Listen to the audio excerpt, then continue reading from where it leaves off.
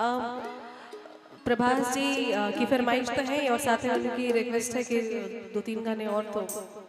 ठीक है आप लोगों को 2-3 गाने और सुनाओगे जैसा आपका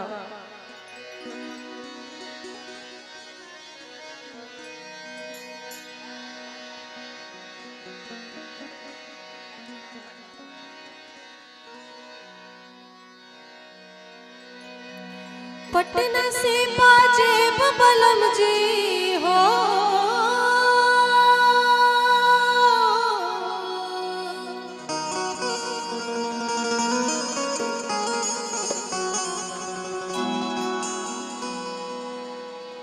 पटना से बाजे बलम जी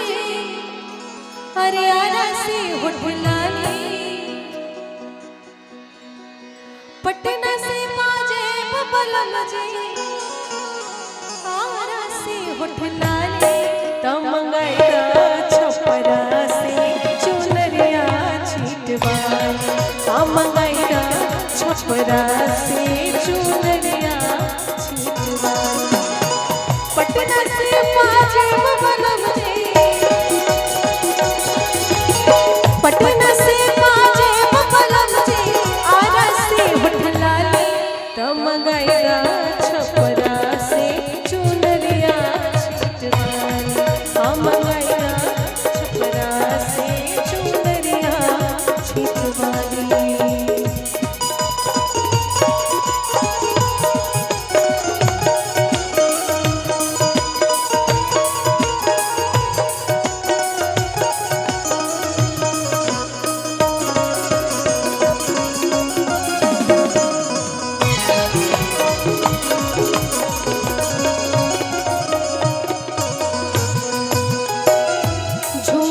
कलैया से झोपदार झुमका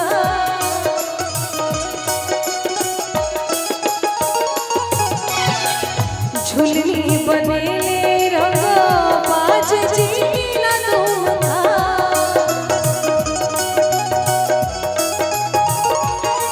हो झुमरी कलैया से झोपदार झुमका झुलनी बनेले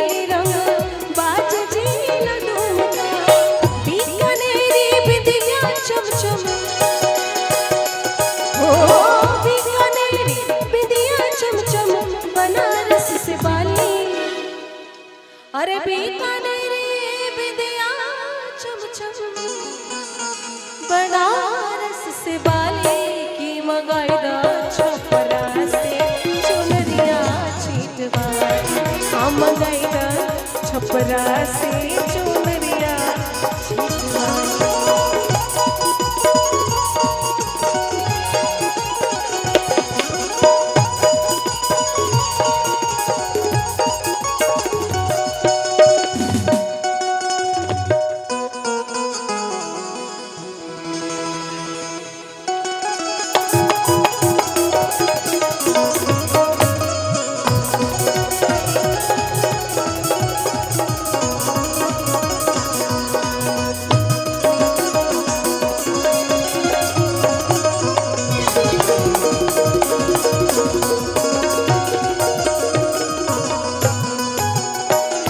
कानपुर से कंगना के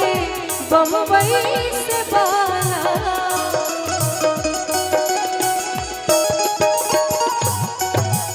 जिला मोतिहारी से मोतियन के माला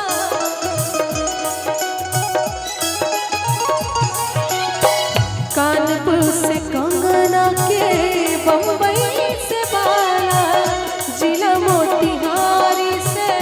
मोतियन के माला हाजीपुर से हार हसुलिया हाजीपुर से हार हसुलिया हाथरस से हाली की मंगाईदा छपरा से चुनरिया छिटवाली मंगाईदा छपरा से चुनरिया छिटवाली पटना से बाजे बलम जी पटना से बाजे बलम जी बनारस से बाली पटना से बाजे बलम जी बनारस से बाली मंगाईदा